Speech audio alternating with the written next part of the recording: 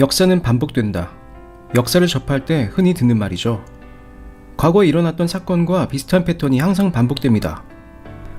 번영하던 나라가 내부의 부패로 망하고 멸시받던 약자가 가장 막강한 세력으로 떠오르기도 합니다. 그런데 이런 패턴은 역사책에만 나오는 게 아니죠. 바로 주식시장에서도 동일하게 일어납니다. 성장주 투자의 전설 필립 피셔. 워런 버핏의 스승으로도 유명한 이 사람의 아들 켄 피셔는 자신의 책 주식시장은 어떻게 반복되는가에서 역사에서 배울 수 있어야 한다고 강조합니다. 단기적으로 보면 주가는 쉬지 않고 오르내리며 끝없이 변합니다. 하지만 주식시장의 역사를 장기적으로 보면 무슨 사건이 벌어지던 결국 다 극복하고 상승세를 멈추지 않았습니다. 2008년 금융위기 때를 한번 볼까요? 2008년 연초 대비 40% 이상 급락했지만 이듬해 2009년에 상당 부분을 회복하고 2010년에는 이전 고점을 넘어 사상 최고가를 갱신합니다. 최근에 코로나로 인한 급락을 살펴볼까요? 올해 코스피 지수 그래프입니다. 코로나로 2월 중순 2200에서 3월 중순 1450까지 급락합니다. 하지만 두 달 만인 6월에 2200까지 빠르게 회복했습니다. 코스닥은 회복세가 더 빨라서 한 달 만에 회복했죠. 그럼 투자자들의 계좌도 회복됐을까요? 아니죠. 많은 투자자들이 공포를 이기지 못하고 주가가 폭락하는 와중에 팔아버립니다. 손실을 확정하게 되죠. 하지만 V자로 반등하며 회복하는 주가를 바라보면서도 섣불리 다시 투자할 용기를 못 냅니다. 이건 개미들 뿐 아니라 전문가도 마찬가지입니다. 한 투자자는 2008년 금융위기 당시의 상황을 이렇게 말합니다. 이른바 전문가라는 사람들도 이런 상황에서 벗어나지 못했다. 나는 두 눈으로 똑똑히 보았다. 내가 고용했던 주식 분석가, 내 펀드에 투자했던 기관 투자가와 마케팅 대행 전문가들이 시장 붕괴의 압박감을 못 견디고 주식을 사야 할 바로 그 시점에 주식을 팔아버렸다. 사람들은 흔히 잘난 체하면서 군중의 광기를 논하지만 금융 전문가들의 광기에 대해서는 어떻게 설명할 것인가? 내 경험을 돌아보면 전문가들도 크게 다르지 않다. 켄 피셔는 이렇게 말합니다.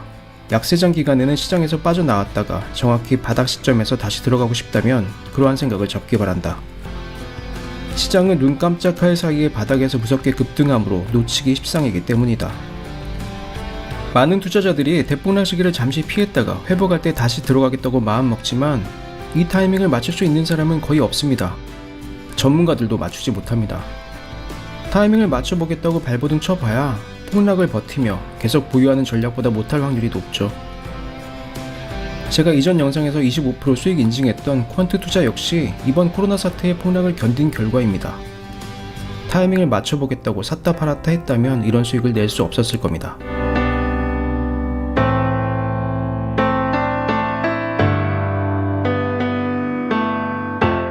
켄 피셔는 시장의 움직임을 이렇게 묘사합니다.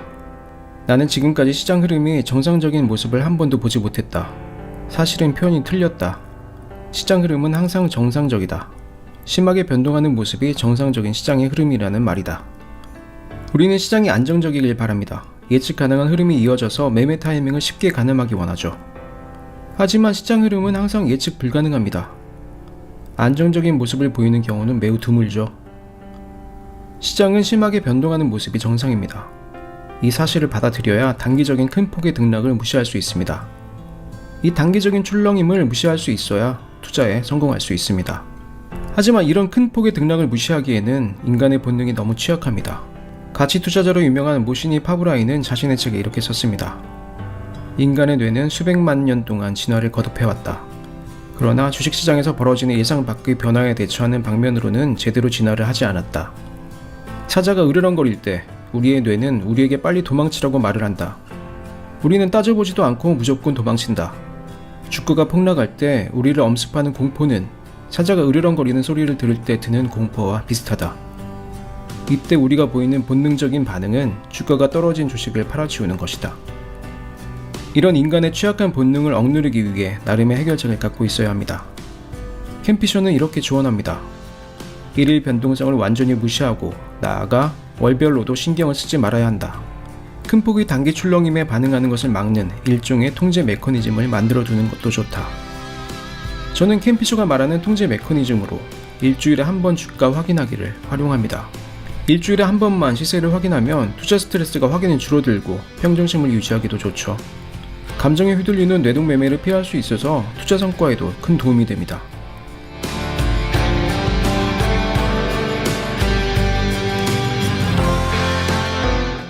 대공황, 90년대 IT 버블, 9.11 테러, 2008년 금융위기, 코로나 유행에도 주가는 폭락했습니다. 각각 회복까지 걸린 기간의 차이가 있지만 결국 모두 극복하고 다시 최고점에 올라섰습니다. 앞으로도 이전과 마찬가지로 대폭락이 있을 겁니다. 하지만 이 시기를 예측하고 정확한 타이밍에 매도하고 회복 시점에 다시 정확히 매수하기란 불가능에 가깝죠. 그래서 장기 투자가 중요한 겁니다. 단기적인 출렁임에 영향받지 않으려면 투자 기간을 늘려야 합니다. 캠피셔는 이렇게 말합니다.